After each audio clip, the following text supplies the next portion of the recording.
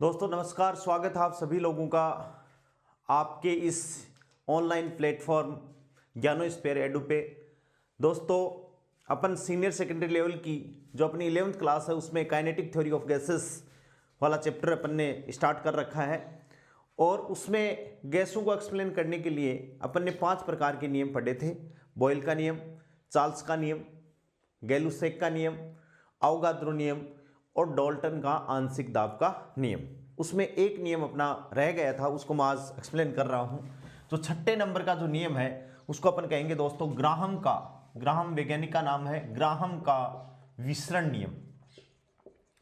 Graham का विसरण नियम, या आप वही गैसों के नियम जो अपन ने 5 किए थे वहीं पे अपन को ये ऐड करना है 6ठा नियम। इसे अपन कहेंगे ग्राहम का विसरण नियम। और ये क्या कहता है? समान ताप व दाब पर, समान ताप व दाब पर,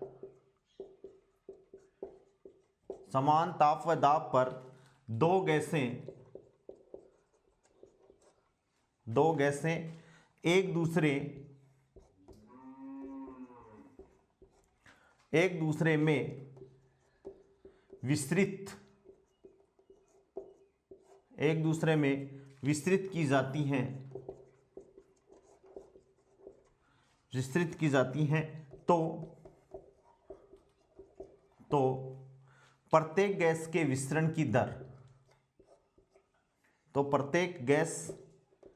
के विसरण की दर,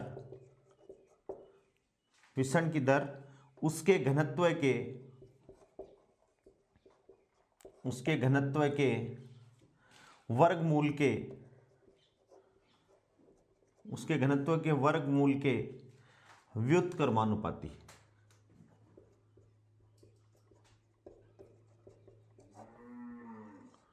उसके वर्गमूल के घनत्व के वर्गमूल के व्युत्क्रमानुपाती होती है। ठीक है, अर्थात विसरण की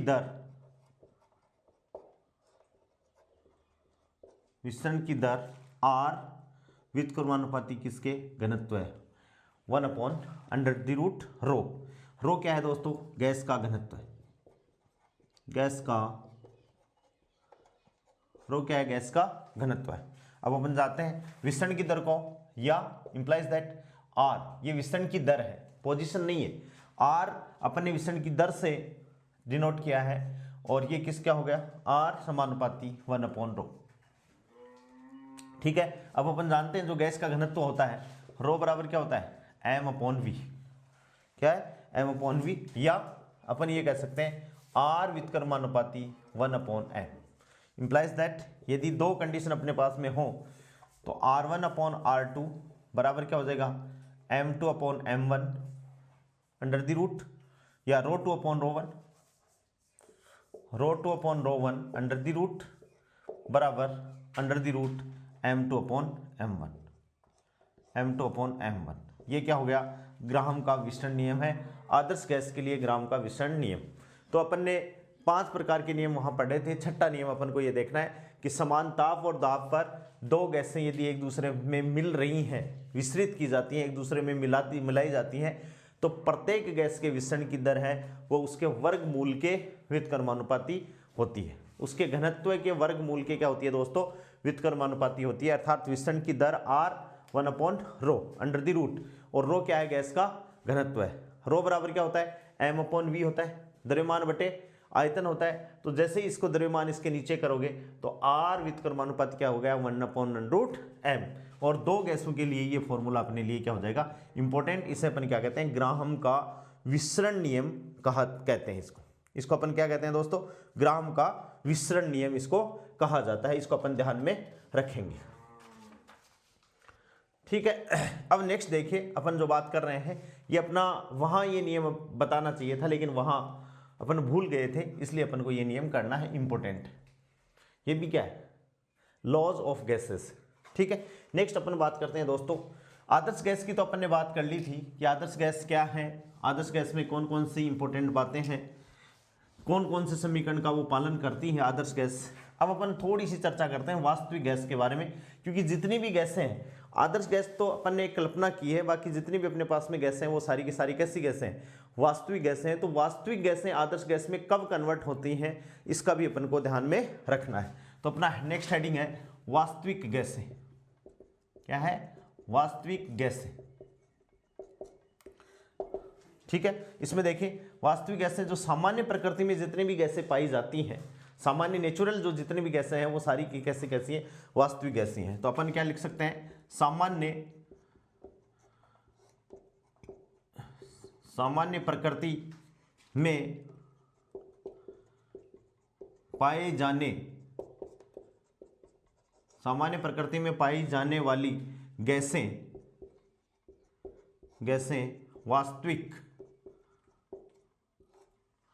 वास्तविक गैसें होती हैं, वास्तविक गैसें होती हैं। ठीक है, नेक्स्ट दूसरी की वास्तविक गैसें कौन सी हैं, जो अपन ने जो 6 नियम लिखवाए हैं, बॉयल्स का नियम है, चार्ल्स का नियम है, गैलुसेक का नियम है, अवोगाद्रो नियम, आंशिक डाल्टन नियम एंड ग्राहम का विसरण नियम है, उन नियमों का यदि पालन नहीं करती तो वो गैस भी क्या कहलाएंगी दोस्तों, वास्तविक गैसें कहलाएंगी। तो अपन ये लिख सकते हैं, ये गैसें नियमों का, ये गैसें गैस नियमों का, ये गैसें गैस नियमों का पालन, गैस नियमों का पालन नहीं करती हैं, और देखें अपन जानते हैं आदर्श गैस समीकरण, एक मोल के लिए क्या होता है भाई, PV इक्वल्स टू क्या है, RT, म्यू RT होता है, म्यू को अपन ने 1 मान लिया है। तो यहां से implies that PV upon RT बराबर अपन क्या कर दें भाई, 1 कर दें। ठीक है, तो आदर्श गैस समीकरण अपन जानते हैं, 1 मोल के लिए अपन ने ये लिख दिया। तो अपन यहां से क्या लिख सकते हैं कि 1 मोल आदर्श गैस के लिए, इसी में 1 मोल आदर्श गैस के लिए, 1 मोल आदर्श गैस के लिए PV equals to PV upon RT equals to 1।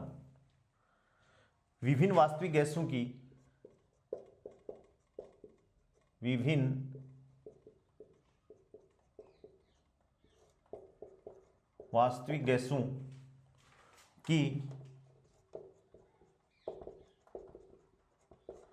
वास्तविक गैसों की 1 मोल मात्रा के लिए, 1 मोल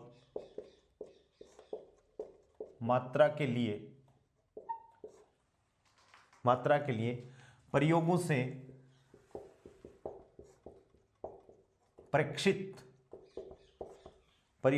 प्रक्षित PV अपॉन RT के मान और दाब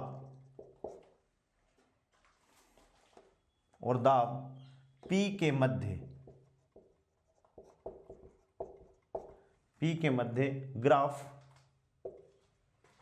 ग्राफ आदर्श स्थिति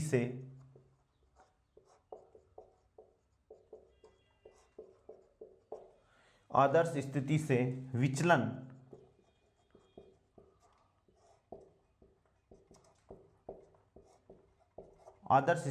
विचलन दर्शाते हैं। यह आदर्श गैस समीकरण का पालन नहीं करती। यह है आदर्श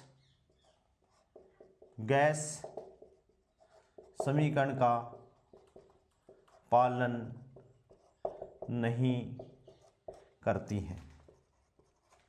ठीक है, और इसके लिए अपन ग्राफ बनाएं तो ग्राफ कैसा आएगा, देखिए दोस्तों ध्यान से, बहुत अच्छे से।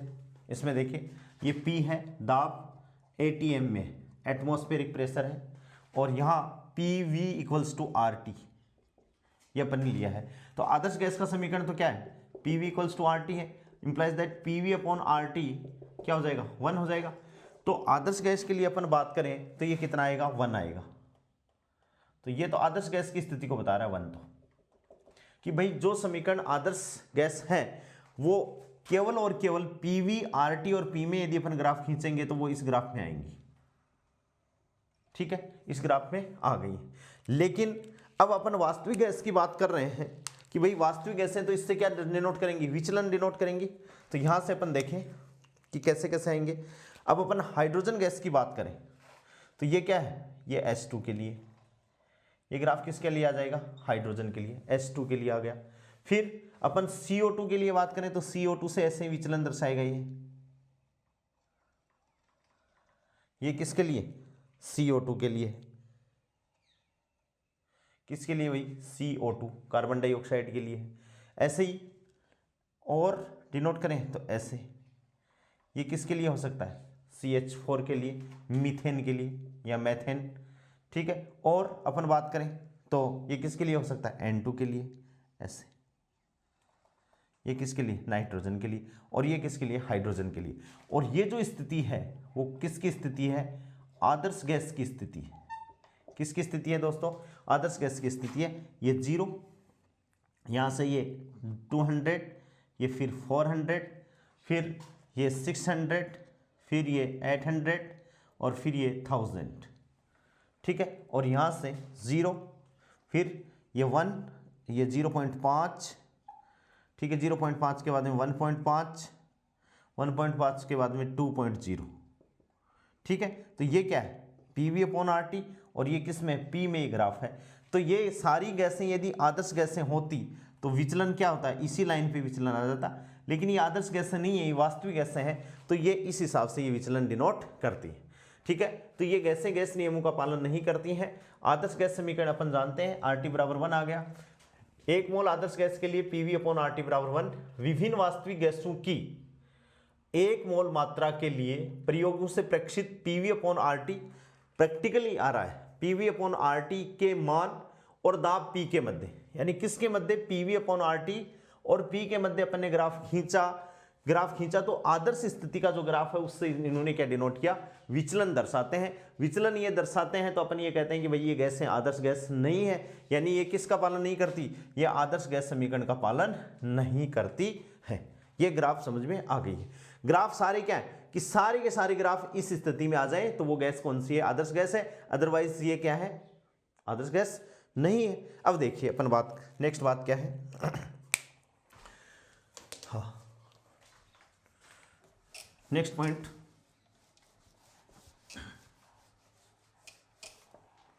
निम्न दाब और उच्च तापक्रम पर, ये कंडीशन है, निम्न दाब व उच्च तापक्रम, निम्न दाब और उच्च तापक्रम पर एक वास्तविक गैस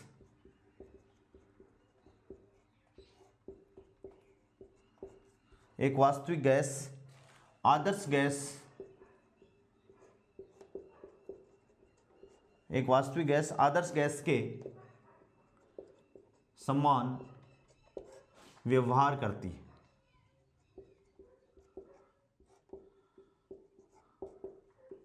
तो ये क्वेश्चन बहुत बार परीक्षा में पूछा गया, निम्न दाब और उच्च ताप। निम्न दाब का मतलब क्या है, देखिए यहां से कि भाई जो विचलन मैक्सिमम आ रहा है वो यहां पर आ रहा है, तो ये तो क्या है, निम्न दाब और उच्च ताप। तो निम्न दाब, जैसे दाब निम्न होगा तापमान उच्च होगा, तो ये सारी की सारी जो डेविएशन आ रहा है ये डेविएशन किधर शिफ्ट होने लगेगा, आदर्श स्थिति की तरफ क्या होने लगेगा, शिफ्ट होने लगेगा। तो अपन क्या कहते हैं, निम्न वास्तविक गैसें आदर्श गैस के समान निम्न दाब व उच्च तापक्रम पर एक वास्तविक गैस आदर्श गैस के समकक्ष या समान व्यवहार करती है। एक वास्तविक गैस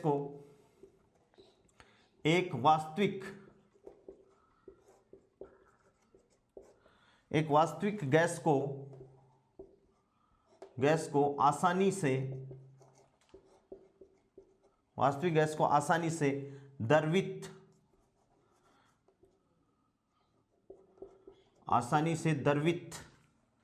किया जा सकता है, द्रवित किया जा सकता है एवं निम्न ताप और उच्च दाब, निम्न ताप एवं उच्च दाब पर आदर्श प्रकृति से विचलित हो जाती है, जस्ट पर आदर्श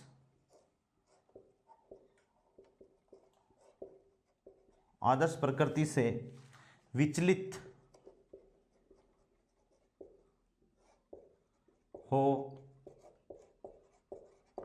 हो जाती, ये स्थिति है कि वास्तविक गैसें आदर्श गैस के समान व्यवहार करती हैं। एक वास्तविक गैस को आसानी से अपन क्या कर सकते हैं, द्रवित किया जा सकता है। एवं निम्न दाब, अब देखो जस्ट इससे उल्टा है, ये क्या है, निम्न दाब एवं उच्च ताप क्रम पर कौन सी वास्तविक गैसें आदर्श गैस बन जाएंगी, लेकिन ये उल्टा है, निम्न ताप और उच्च दाब, निम्न ताप और उच्च दाब पर आदर्श प्रकृति से क्या दिखाएंगे, विचलन दिखाएंगे। तो इसका ग्राफ कैसे हो जाएगा वो अपन को याद रखना है। एक तो ये ग्राफ आया था, अब देखिए दूसरा,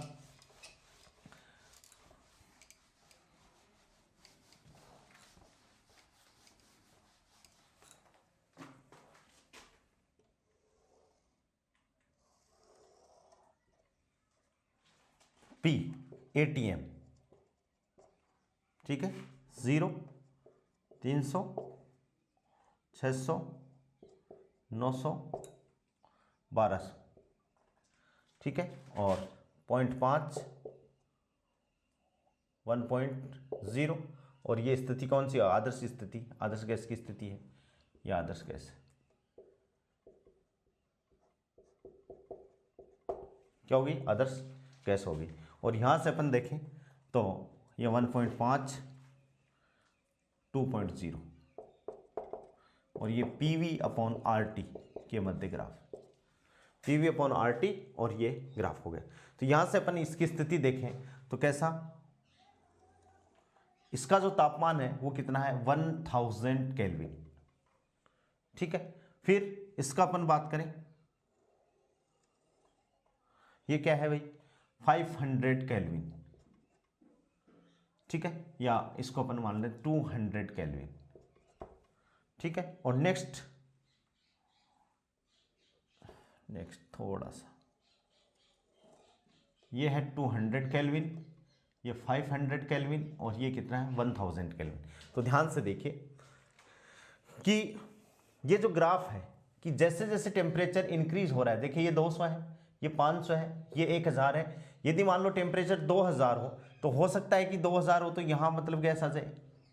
तो जैसे जैसे अपन क्या कर रहे हैं, टेम्परेचर बढ़ा रहे हैं, यानी उच्च तापक्रम, ध्यान से देखिए, उच्च तापक्रम एवं निम्न दाब पर ये जो भी वास्तविक गैसें हैं, इस ग्राफ को थोड़ा सा इस हिसाब से कर लीजिए, ऐसे डेविएशन थोड़ा कम दिखाए।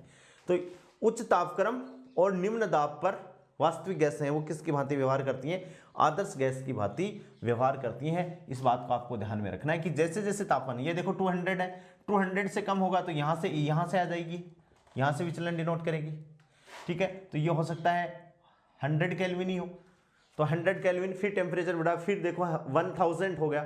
तो जैसे जैसे इसके पास में आ रही है, यानी इस स्थिति में यदि ये ग्राफ आ जाएगा तो ये जो गैस जिसके लिए अपन स्टडी कर रहे हैं, जिस पर अपन टेम्परेचर की वैल्यू बढ़ा रहे हैं, वो कौन सी बन जाएगी, आदर्श गैस की स्थिति बन जानी है, ठीक है ना। तो इसको अपन बहुत ध्यान से रखेंगे कि वास्तविक गैसें हैं निम्न दाब व उच्च तापक्रम पर किसकी तरह व्यवहार करती हैं दोस्तों, आदर्श गैस की भांति व्यवहार करने लग जाती हैं। इतनी बात का अपन ध्यान रखेंगे, ठीक है। अब अपन आगे की चर्चा करते हैं। अब देखिए कि आदर्श गैसें तो क्या किसका पालन करती हैं भाई, PV = μRT, ठीक है, इस समीकरण का, गैस समीकरण का पालन करती हैं। लेकिन मान लो कोई गैस क्या नहीं है, आदर्श गैस नहीं है, तो वो वास्तविक गैस है, तो वास्तविक गैस भी तो किसी न किसी समीकरण का पालन करेगी। तो अपन हेडिंग डालते हैं वान डर वाल समीकरण। क्या है, वान डर वाल समीकरण, यानी वास्तविक गैसें जिस समीकरण का पालन करती हैं उसको अपन क्या कहते हैं, वान डर वाल समीकरण। तो नेक्स्ट अपना वान डर वाल समीकरण, वान डर वाल समीकरण क्या है, आदर्श गैस क्या है, आदर्श गैस समीकरण में 2 संशोधन करने के बाद में, आदर्श गैस समीकरण में 2 संशोधन, एक तो कौन सा संशोधन था, देखिए PV = क्या था, μRT। यह आदर्श गैस समीकरण है। जो गैसें इस समीकरण का पालन करती हैं उन्हें अपन आदर्श गैस कहते हैं। अब इसके दाब में अपन ने संशोधन कर दिया, P को अपन ने क्या लिख दिया, P plus a upon V square, ठीक है। और V में संशोधन कर दिया, V को अपन ने क्या लिख दिया, V माइनस बी, ठीक है। तो ये संशोधन करने के बाद में जो अपने पास में जो समीकरण आएगा उसको अपन दोस्तों क्या कहेंगे, वान डेर वाल समीकरण। उसको अपन क्या कहेंगे, वान डेर वाल समीकरण कह देंगे। क्या कह देंगे, वान डेर वाल समीकरण। तो आदर्श गैस समीकरण में दो संशोधन करने के बाद, दो संशोधन करने के बाद वान डेर वाल ने, वान डेर वाल वैज्ञानिक का नाम है, वान डेर वाल ने वास्तविक गैसों के लिए, वान डेर वाल ने वास्तविक गैसों के लिए, वान डेर वाल ने वास्तविक गैसों के लिए समीकरण दिया जिसे वान डेर वाल समीकरण कहते हैं, जिसे वान डेर वाल समीकरण कहते हैं। समीकरण दिया जिसे अपन क्या कहते हैं, वान डेर वाल समीकरण कहते हैं। संशोधन क्या है, एक तो आयतन संशोधन है, संशोधन अभी मैंने बताया संशोधन किए, तो एक तो क्या संशोधन, संशोधन में कौन सा है, आयतन संशोधन।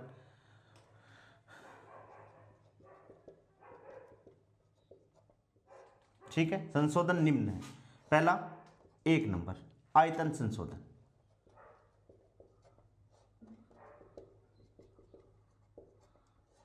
और आयतन को इन्होंने क्या माना, इन्होंने माना कि गैस के आयतन का एक निश्चित भाग, गैस के आयतन का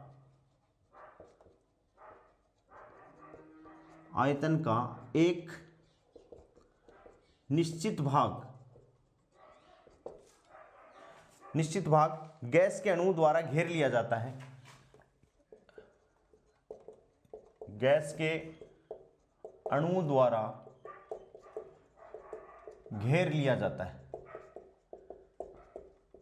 गैस के अणु द्वारा घेर लिया जाता है। इसलिए गैस के अणु की मुक्त गति के लिए, अतः गैस के अणु की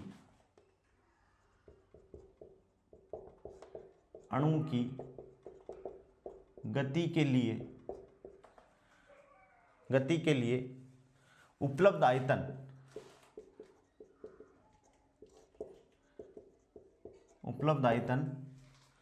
गैस के आयतन से कुछ कम होता है, गैस के आयतन से क्या होता है, कुछ कम होता है। अतः प्रभावी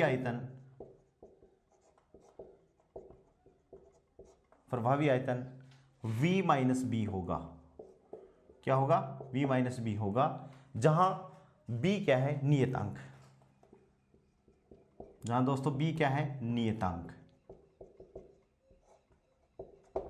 ठीक है, कि गैस के आयतन का एक निश्चित भाग गैस के अणु द्वारा घेर लिया जाता है, गैस के अणु द्वारा घेर लिया जाता है, जिसके कारण क्या होता है कि गैस के अणु की मुक्त गति के लिए उपलब्ध आयतन जो होता है वो वास्तविक आयतन जो हमारा है उससे कुछ कम प्राप्त होता है। कितना कम प्राप्त होता है, अपने उसमें संशोधन कर दिया वान डेर वाल ने कि B आयतन कम प्राप्त होता है। इसका मतलब आयतन में से B घट रहा है, ध्यान देना बात को।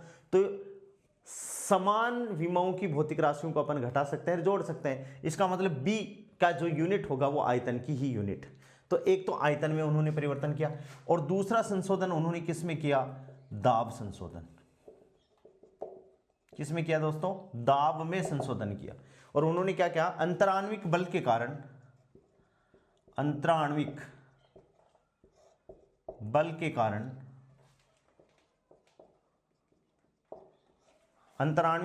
कारण गैस के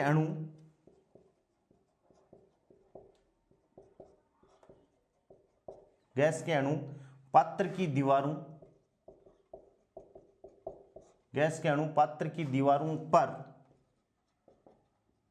पर उतना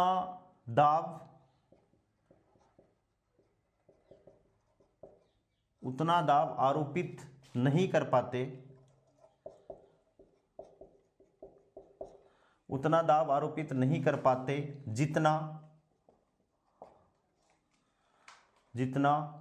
अंतराण्विक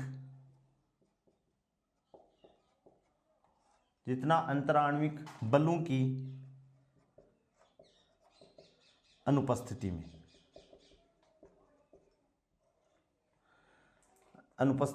कर सकते हैं। की अनुपस्थिति में कर सकते हैं। अतः गैस का प्रेक्षित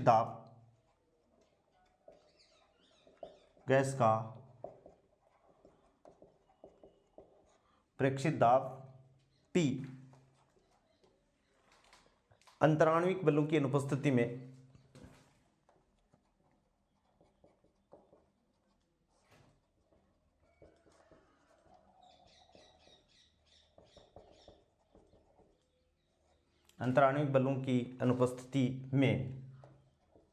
लगने वाले दाब से कम होगा। ठीक है, देखिए ध्यान से, अंतराण्विक बल के कारण गैस के अणु पात्र की दीवारों पर उतना दाब आरोपित नहीं कर पाते जितना अंतराण्विक बलों की अनुपस्थिति में कर सकते हैं। ठीक है, तो आदर्श गैस की जब अपन बात कर रहे हैं तो आदर्श गैस में तो अंतराण्विक बल होते ही नहीं है। तो अंतराण्विक बलों के कारण गैस के अणु पात्र की दीवारों पर उतना दाब आरोपित नहीं कर पाते हैं जितना अंतराण्विक बलों की अनुपस्थिति में कर सकते हैं। ठीक है, यानी अंतराण्विक बलों की अनुपस्थिति कहाँ है? आदर्श गैस में है, क्योंकि वहां अंतराण्विक बल होते ही नहीं है। तो अंतराण्विक बलों की अनुपस्थिति में कर सकते हैं। अतः गैस का प्रेक्षित दाब P अंतराण्विक बलों की अनुपस्थिति में लगने वाले दाब से क्या होगा? कम होगा। अतः प्रभावी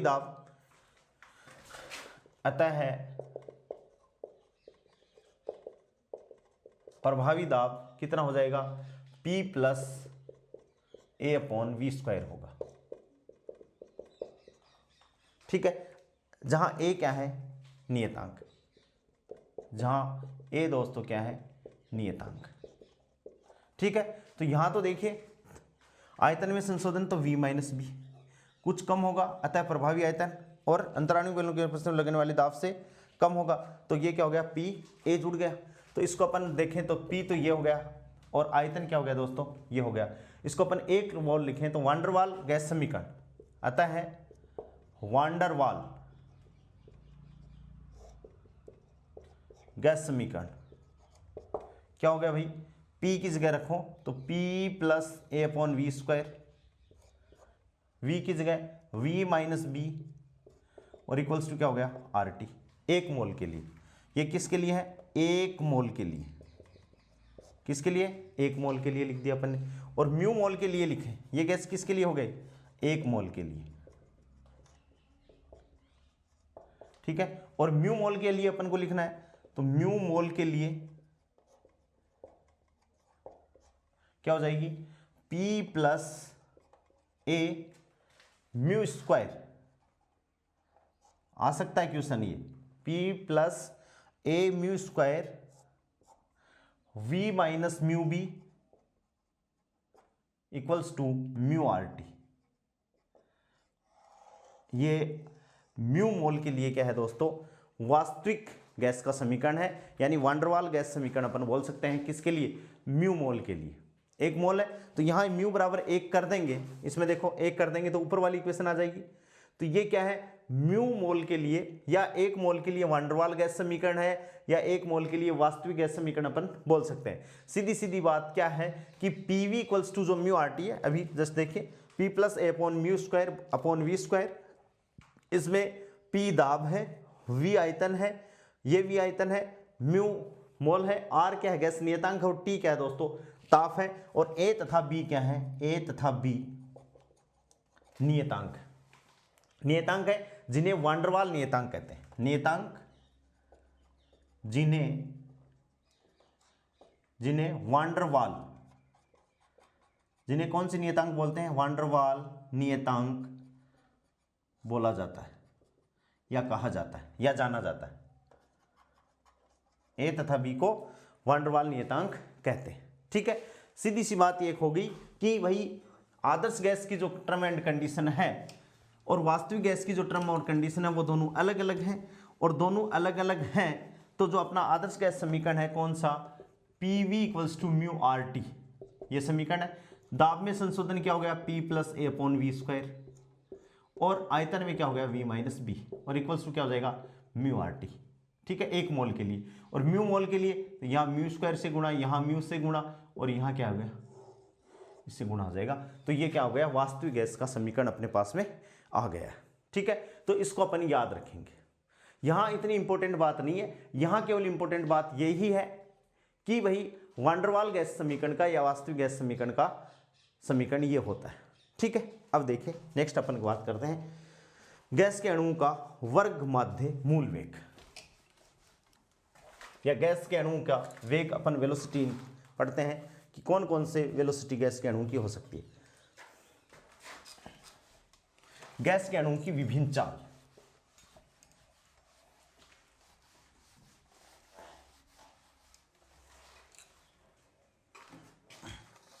गैस के अणुओं की विभिन्न चाल,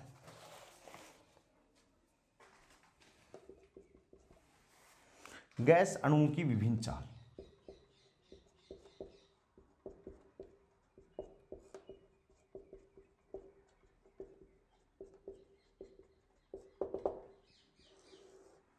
गैस अणुओं की विभिन्न चाल, और सबसे पहली चाल अपन डिस्कस करते हैं वो क्या है दोस्तों, औसत वेग या माध्य वेग। एक ही बात है, औसत वेग बोल दो या माध्य वेग बोल दो। औसत वेग या माध्य वेग क्या है कि गैस के अणु हर संभव दिशा में क्या करते हैं, मोशन करते हैं, रेंडमली मोशन करते हैं। तो गैस के अणु का माध्य वेग क्या होगा, शून्य होगा। औसत वेग या माध्य वेग शून्य होगा। तो अपन क्या लिख सकते हैं यहां से, क्योंकि पात्र में या पात्र के बाहर मान लो, पात्र में गैस के अणु हर संभव दिशा में, हर संभव दिशा में, हर संभव दिशा में, हर संभव वेग से, हर संभव दिशा में, हर संभव वेग से गति करते हैं, गति करते हैं। इसलिए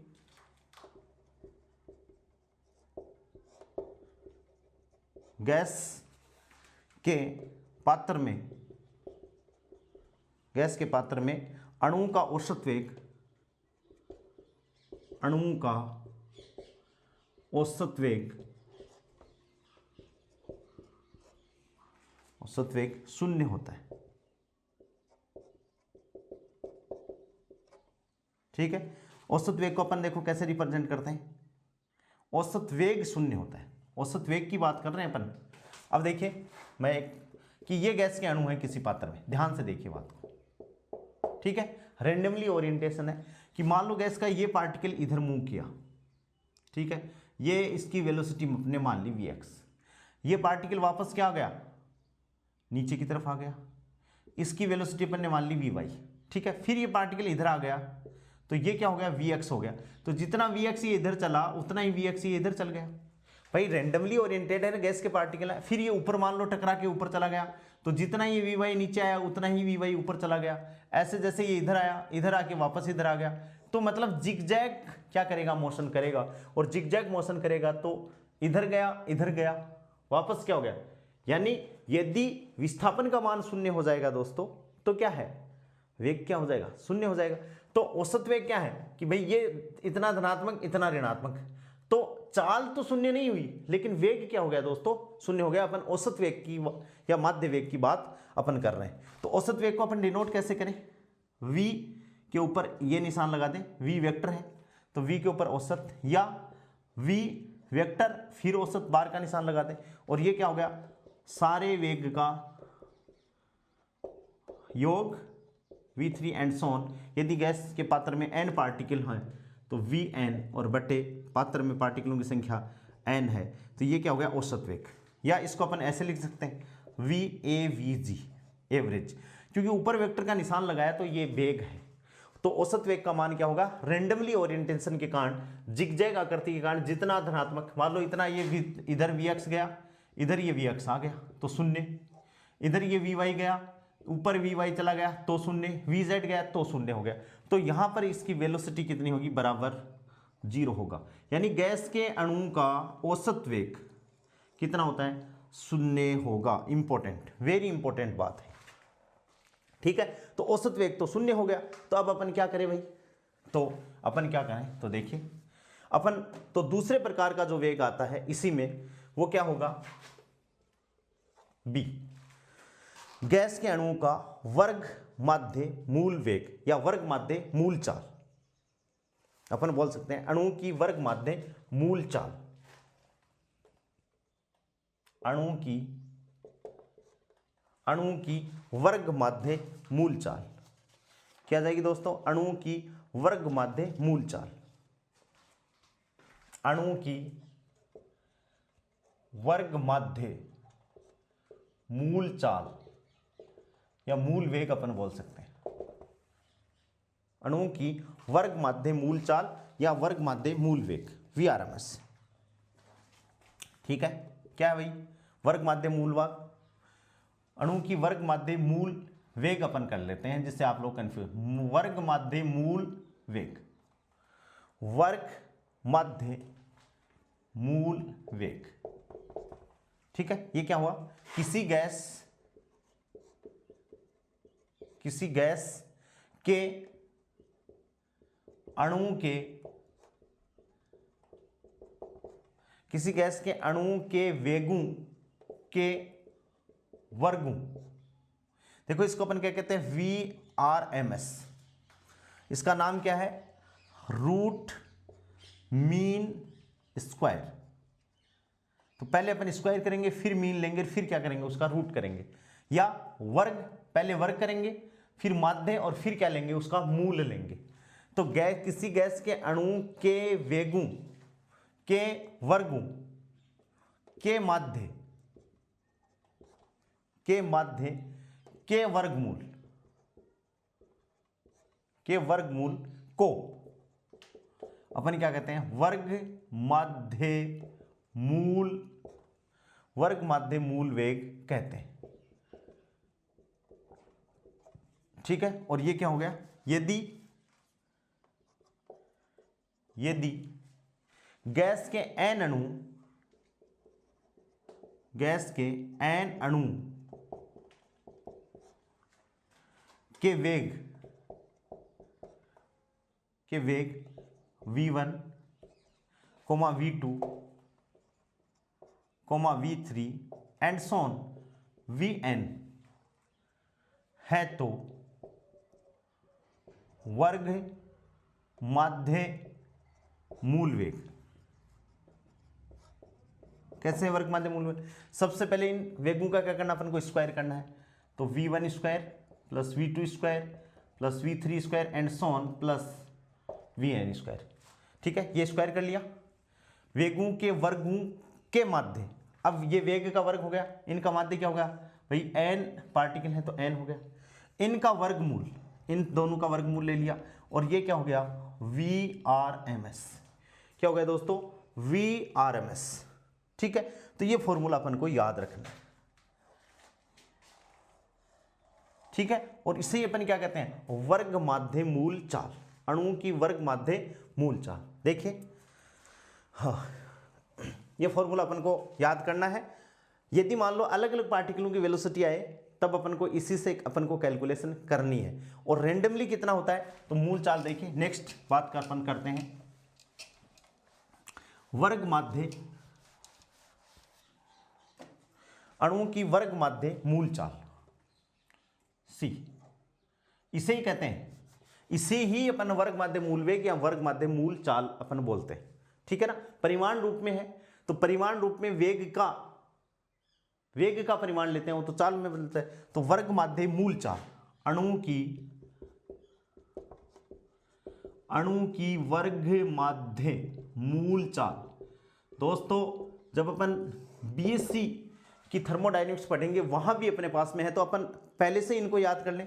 तो VRMS फॉर्मूला क्या होगा, मैक्सवेल के अकॉर्डिंग है 3p/ρ under the root, formula आएगा, रटना अपन को ये, बराबर 3RT अपन को MW का मतलब है अणुभार, ठीक है, बराबर 3kT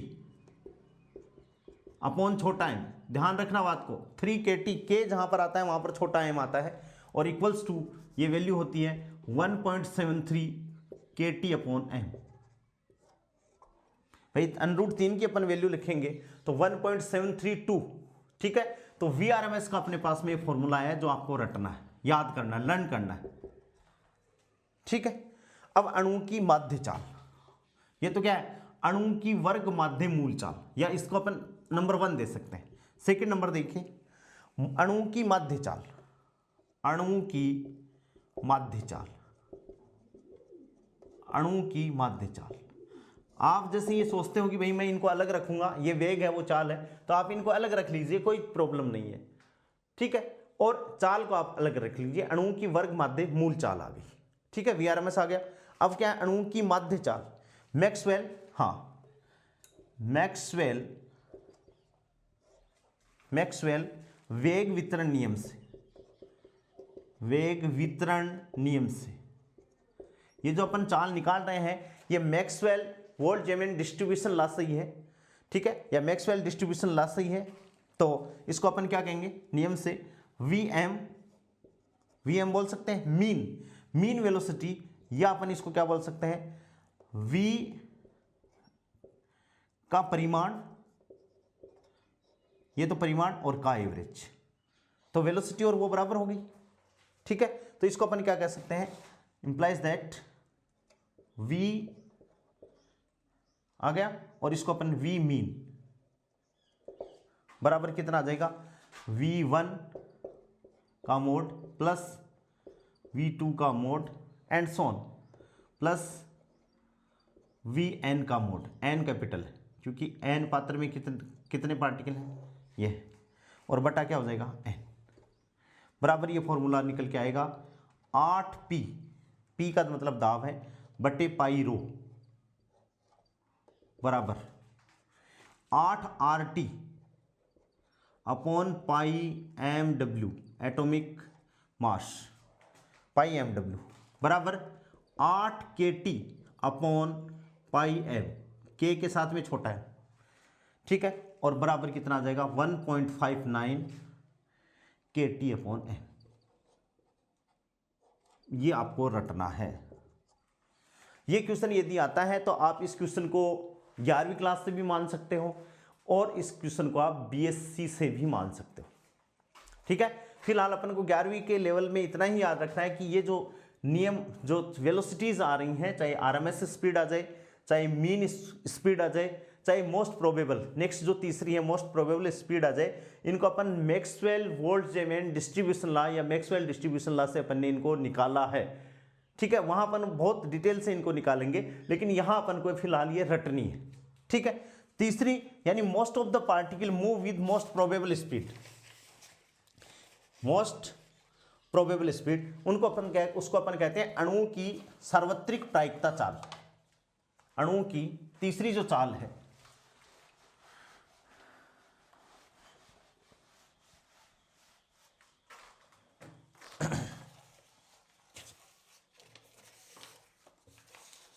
अणु की सर्वाधिक प्रायिक चाल, तीसरी अणुओं की सर्वाधिक प्रायिक चाल, प्रायिक का मतलब है मोस्ट प्रोबेबल। हर बार जब पार्टिकल मूव करते हैं तो सबसे ज्यादा इसी वेग से मूव करते हैं, तो इसको अपन बोलते हैं most probable speed, most probable speed, क्या बोलते हैं, मोस्ट प्रोबेबल स्पीड, या most probable speed of molecules, VMP। इससे डिनोट VRMS, V मीन, और इसको अपन डिनोट करते हैं VMP। किससे डिनोट करते हैं दोस्तों, VMP, मोस्ट प्रोबेबल, ठीक है। और इसको अपन लिखें किसी ताप पर वह चाल, किसी भी ताप पर किसी ताप पर वह चाल जिसके संगत अधिकतम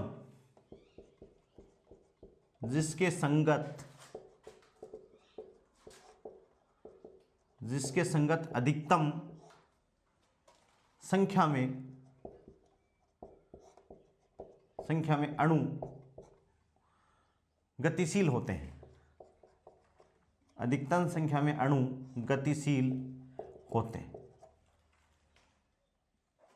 अणुओं की सर्वाधिक प्रायिक चाल कहलाती है, अणुओं की सर्वाधिक प्रायिक चाल कहलाती है, अणुओं की सर्वाधिक प्रायिक चाल कहलाती है। और इसकी वैल्यू कितनी होती है, VMP बराबर 2p/ρ बराबर 2RT/mW, R के साथ में एटॉमिक मास बराबर 2kT/ छोटा है, और √2 का मतलब 1.414 होता है, तो kT/ कितना आ गया, m आ गया। बहुत बार तो दोस्तों अपन को इन तीनों का अनुपात ही पूछते हैं, फिर कई बार ये पूछ लेते हैं इन तीनों में ज्यादा कौन सी है, कम कौन सी है। ठीक है, चौथी प्रकार की जो चाल है गैस के पार्टिकलों के लिए, वो है गैसीय माध्यम में ध्वनि चाल। गैसीय माध्यम में ध्वनि चाल, गैसीय माध्यम में ध्वनि चाल, और वो क्या है, V साउंड बराबर क्या हो जाएगी, γp/ρ, और गामा क्या है, एडियाबेटिक अनुपात है, रुद्धोष्म अनुपात जिसे अपन कहते हैं। अलग अलग एक परमाणु, द्विपरमाणु और बहुपरमाणु गैस के लिए इसकी वैल्यू अलग अलग होती है। इसको अपन क्या लिख सकते हैं, γRT/mW,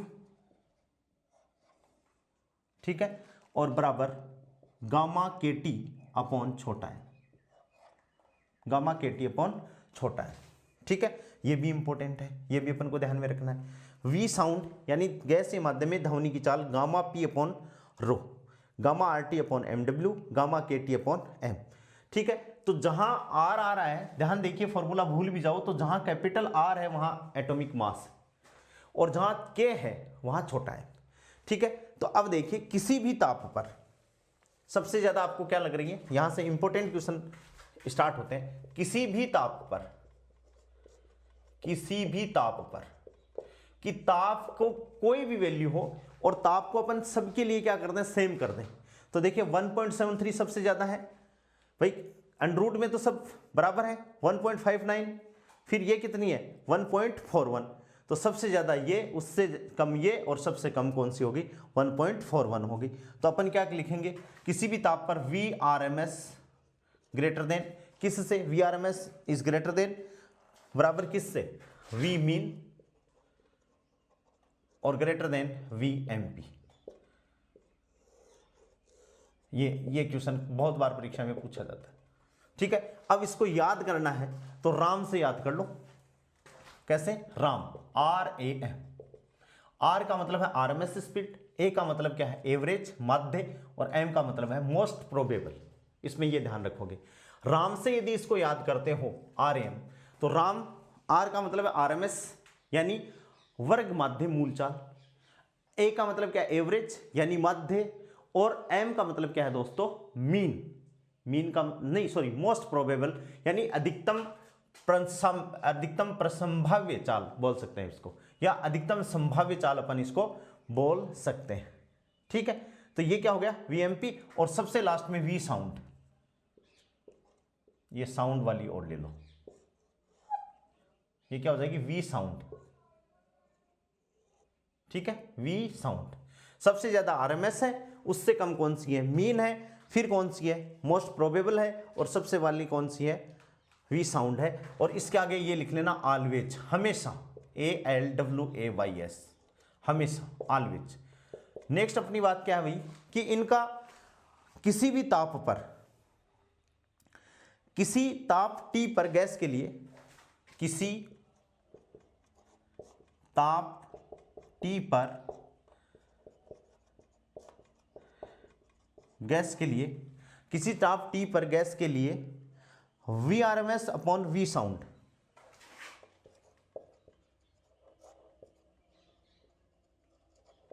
बराबर कितना हो गया भाई 3 upon gamma under the root, 3 upon gamma under the root, और Vrms upon Vmp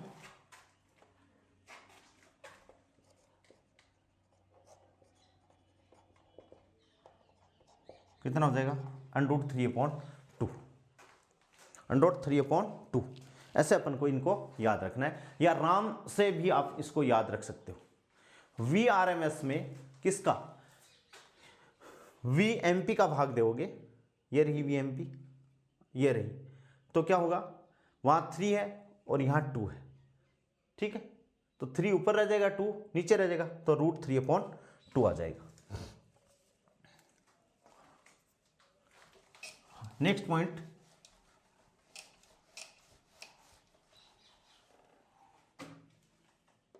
next important बात क्या है कि ऐसा ताप संभव नहीं है, ऐसा ताप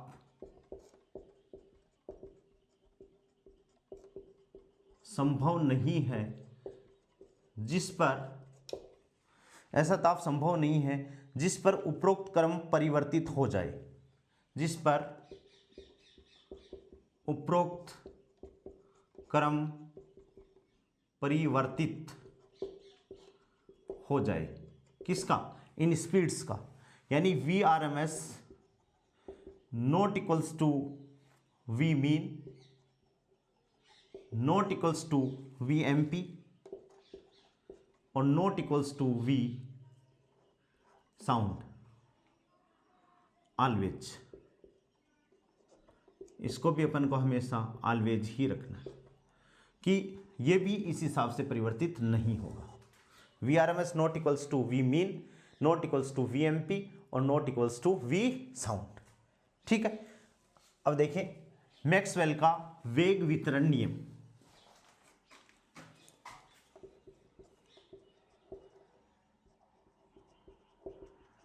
मैक्सवेल का वेग वितरण नियम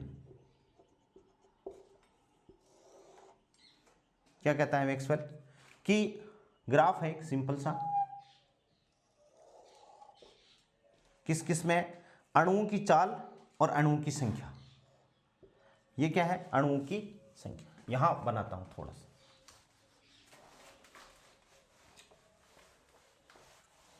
मैक्सवेल का वेग वितरण का नियम है कि जो अपन ने 3 प्रकार की जो स्पीड पढ़ी है, 4 प्रकार की, इनका वितरण कैसे होता है, ठीक है। तो ग्राफ इंपॉर्टेंट ग्राफ है, वेरी इंपॉर्टेंट। ये तो है अणुओं की चाल, अणुओं की चाल, जो यहां 11वीं के जितना लेवल है उतना ही बता रहा हूं, ठीक है। और इधर क्या है, अणुओं की संख्या, अणुओं की संख्या, ठीक है। ग्राफ अपन बनाए तो देखिए इस हिसाब से ग्राफ आता है, ठीक है। ये ग्राफ आ गया इस हिसाब से,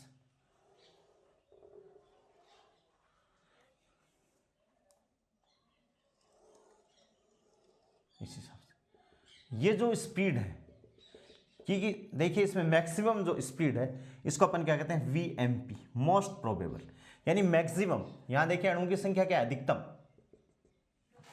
अधिकतम जो पार्टिकल्स हैं वो क्या करते हैं, इसी पर Vmp क्या है, T1, इसका अपन तापमान कितना दे देते हैं, T1 इक्वल्स टू 500 केल्विन, ठीक है। कितना है, 500 केल्विन। तो ये क्या है, एन मैक्सिमम, अधिकतम पार्टिकल्स से मूव करेंगे।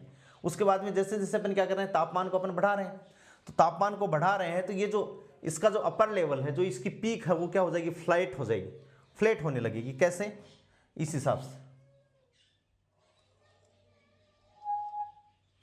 इस हिसाब से फ्लैट होने लगेगी। इसको अपन क्या करेंगे, T2। और अब देखो अणु की संख्या क्या हो गई, घट गई, तो ये क्या आ गया, एन मैक्सिमम T2। ये T1 ताप पर है, ये T2, और ये क्या हो गया, एन मैक्सिमम।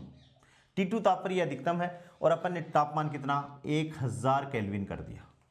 अपन ने कितना कर दिया 1000 केल्विन। ठीक है, फिर टेम्परेचर अपन और बढ़ा रहे हैं तो ये जो ग्राफ है वो क्या हो जाएगा और फ्लैट हो जाएगा। किस हिसाब से और फ्लैट हो जाएगा इस हिसाब से। तो ये क्या हो जाएगा T3। तो यहां देखो अणुओं की संख्या क्या हो जाएगी और कम हो जाएगी। ये कितना आ जाएगा T3 N maximum, T3 N maximum. और यहां पर T3 को अपन कितना 2000 केल्विन भी अपन कर सकते हैं। ठीक है, तो यहां अपन देखें तो T3 is greater than T2 is greater than T1। एक तो ये क्वेश्चन आ सकता है यहां से। और यहां पर देखिए अधिकतम प्रसंपे चाल एक तो ये होगी और VMP ये T2 बढ़ गई। ठीक है, और यहां पर देखिए ये आ गई तो VMP और ये भी क्या होगी T3, ये भी क्या होगी इंक्रीज होगी। ये अणुओं की क्या है चाल V। ठीक है, यहां से अपन देखें V मैक्सिमम VMP है, VMP क्या है अधिकतम संभाव्य चाल, अधिकतम संभाव्य चाल, अधिकतम संभाव्य चाल। और N मैक्सिमम क्या है अधिकतम अणुओं की अधिकतम संख्या, अणुओं की अधिकतम संख्या। ठीक है, इस ग्राफ से अपन ने ये लिया है, ये कंक्लूजन निकाला है कि जैसे जैसे तापमान बढ़ता जाएगा वैसे वैसे मोस्ट प्रोबेबल स्पीड है उसकी वैल्यू भी क्या होती जा रही है इंक्रीज होते जा रही है। क्या होते जा रही है इंक्रीज होते जा रही है, यानी बढ़ती ही जा रही है। ठीक है, तो इसको अपन बहुत अच्छे से इसको अपन ध्यान में रखेंगे इस ग्राफ को। और इस ग्राफ ये ग्राफ आया किसका है वो अपन जो अपनी थर्मोडायनेमिक्स है उसमें मैक्सवेल वेलोसिटी डिस्ट्रीब्यूशन लॉ है वहां इसको अपन देखेंगे कि ये ग्राफ किसका है x square e to the power minus X square का ग्राफ है। तो v square e to the power minus V square का ग्राफ ऐसे ही आता है, तो इसके कारण ये ग्राफ बना है। लेकिन अपन को फिलहाल अपना जो 11वीं का जो लेवल है, जो 11वीं का जो नीट का लेवल है उसमें अपन को यहाँ तक ही डिस्कस करना है। और इस तापमान को जैसे आप ध्यान में रखोगे कि जैसे जैसे तापमान बढ़ेगा वैसे वैसे अणु की अधिकतम संख्या है उसकी वैल्यू तो कम होती जाएगी और स्पीड है वो क्या होती जाएगी इंक्रीज होती जाएगी। यहाँ से देखिए ये 0 है, फिर ये स्पीड इंक्रीज होगी, फिर स्पीड इंक्रीज होगी, फिर इंक्रीज होगी एंड सो ऑन। स्पीड जैसे जैसे तापमान बढ़ रहा है वैसे वैसे स्पीड भी क्या हो रही है मोस्ट प्रोबेबल स्पीड भी गैस के अणुओं की बढ़ रही है। और ये जो फॉर्मूला है अनुपात कौन सा VRMS अनुपात कितना है VRMS, तो ये भी इंपॉर्टेंट क्वेश्चन है। रेशियो अनुपात कौन कौन सा VRMS अनुपात VMP अनुपात नहीं V मीन अनुपात VMP मोस्ट प्रोबेबल कितना है भाई 3 kT/m, यही है 3 kT/m 8 kT/m। देखो VRMS कितना है 3 kT/m, सबसे ज्यादा यही है। VRMS कितना है 3 kT/m, ये कितना है 8 kT/m और मोस्ट प्रोबेबल कितनी है 2 kT/m क्या है दोस्तों m। ठीक है, इसको अपन सोल्व करें तो KT से KT √3 अनुपात 8/π अनुपात √2। ठीक है, तो सबसे ज्यादा कौन सी है VRMS, फिर क्या है एवरेज मीन ये ज्यादा है और फिर क्या है VMP। ठीक है, इस अनुपात को भी आप ध्यान रखोगे, ये भी वेरी इंपॉर्टेंट। या इसको आप ये सभी लिख सकते हो 1.73, इसका अनुपात कौन सा है 1.73, इसमें √3 को अपन सोल्व करो 1.73 kT/m। एक तो इसका ये आंसर हो सकता है, फिर √3 की वैल्यू पुट कर दी अपन kT/m, 8/√π को सोल्व करोगे तो ये आएगा 1.59 kT/m, 1.59 kT/m। और इसको अपन सोल्व करेंगे तो ये कितना आ जाएगा 1.41 kT/m। KT/m से KT/m कट जाएगा तो इनका अनुपात क्या आएगा 1.73 अनुपात 1.59, ठीक है, और अनुपात 1.41। ये क्या आ गया, अपनी अनुपात आ गया है। तो ये आपको क्या करना है, याद रखना है, रटना है, ठीक है। ये इस पे स्टार लगा दिया, स्टार लगा दिया, इसका मतलब क्या है, इंपॉर्टेंट है। तो यदि ये क्वेश्चन यहां से आता है तो आप इसको 11वीं का मान सकते हो, आप इसको कॉलेज का भी मान सकते हो। मैं फर्स्ट ग्रेड की बात कर रहा हूं, बाकी 11वीं के बच्चों को अपन को यहां तक ही अपन को लर्न करना है, ठीक है दोस्तों। बहुत अच्छे से अपन को ये चैप्टर याद करना है, बहुत सरल है, बहुत अपने काम का है, बहुत ज़्यादा क्वेश्चन इस पे आते हैं, चाहे वो अपनी RPSC का लेवल हो, चाहे अपनी नेट का लेवल हो, वहाँ भी इसके बारे में क्वेश्चन पूछ लिए जाते हैं, क्योंकि ये मैक्सवेल जो डिस्ट्रीब्यूशन लॉ है वो अपना पूरा नेट गेट बार्क सारे के सिलेबस में है। तो अपन को बहुत अच्छे से इसको करना है। और दोस्तों चैनल को आप लोग सब्सक्राइब कराते रहिए, शेयर करते रहिए, और जो टेलीग्राम जो चैनल है उस पर क्रम से सारे वीडियो आपको दे रखे हैं। तो आप अपने किसी दोस्त या भाई बहन को यदि ये शेयर करना चाहो तो आप अपने इसी नाम से, क्या है, टेलीग्राम का चैनल का नाम है, और इसमें लिंक भी दिया हुआ है, जहां पर ज्ञानोस्फीयर एडू आएगा वहां पर टेलीग्राम चैनल का लिंक भी है, तो आप वहां से भी उसको क्लिक करके वहां तक जा सकते हो। आज के लिए इतने, बहुत बहुत थैंक्स।